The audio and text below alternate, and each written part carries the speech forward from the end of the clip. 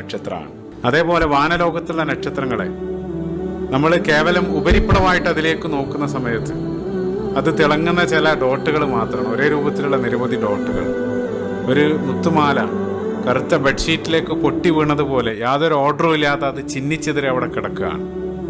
അതേസമയം നമ്മൾ അതിനെ സംബന്ധിച്ച് പഠിച്ച് ആഴത്തിൽ അതിലേക്ക് സുമർജിഅൽ ബസറ കറത്തൈൻ ആഴത്തിൽ അതിലേക്ക് നോക്കുന്ന സമയത്ത് അങ്ങനെയല്ല കാര്യങ്ങൾ. ഓരോ നക്ഷത്രവും അതൊരു ലോകമാണ്. ഇപ്പം നമ്മുടെ നക്ഷത്രമായിട്ടുള്ള സൂര്യൻ, ആ സൂര്യനകത്ത് ലക്ഷക്കണക്കിന് ഭൂമിയെ 1.3 മില്യൺ ഭൂമിയെ ഉൾക്കൊള്ളാൻ മാത്രം അത്രയും വലുപ്പമുള്ളതാണ് നമ്മുടെ സൂര്യൻ. സൂര്യൻ കേവലം ഒരു ആവറേജ് സ്റ്റാർ മാത്രമാണ്. പ്രപഞ്ചത്തിൽ സൂര്യനേക്കാൾ ലക്ഷക്കണക്കിന് മടങ്ങ് വലുപ്പമുള്ള നിരവധി ഇതര സൂര്യന്മാരുണ്ട്.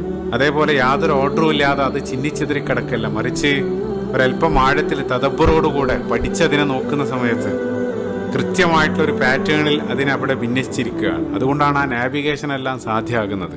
സമാനമായിട്ട് പരിശുദ്ധ ഖുർആനിലേക്ക് നമ്മൾ വരുന്ന സമയത്ത്, ഖുർആൻ ഉപരിപ്ലവമായിട്ട് നോക്കുന്ന സമയത്ത് കാണുന്ന കാഴ്ചയല്ല, നമ്മൾ തദബ്ബറോടുകൂടെ ഓരോ ആയത്തുകളിലേക്ക് നോക്കുന്ന സമയത്ത് അത് തന്നെ ഒരു ലോകമാണ്. പരിശുദ്ധ ഖുർആനിൽ സൂറത്തുൽ കഹ്ഫിന്റെ 109 വചനത്തിൽ ഖുൽ ലൗ കാനൽ ബഹറു മിദാദൻ ലികലിമാതി റബ്ബി ലനഫിദൽ ബഹറു ഖബല അൻ തൻഫദ കലിമാതു റബ്ബി വലൗ ജിഅനാ ബിമിസ്ലിഹി മദദ. അല്ലാഹു പറയുന്നുണ്ട്, ഭൂമിയിലുള്ള വൃക്ഷങ്ങൾ മുഴുവൻ പേനയും സമുദ്രം മുഴുവൻ മഷിയുമായാലും അള്ളാഹിന്റെ കലിമാത്തുകൾ നിങ്ങൾ എഴുതി തീരില്ല എന്നുള്ള അത്രയും വിശാലമാണ് ഓരോന്നും.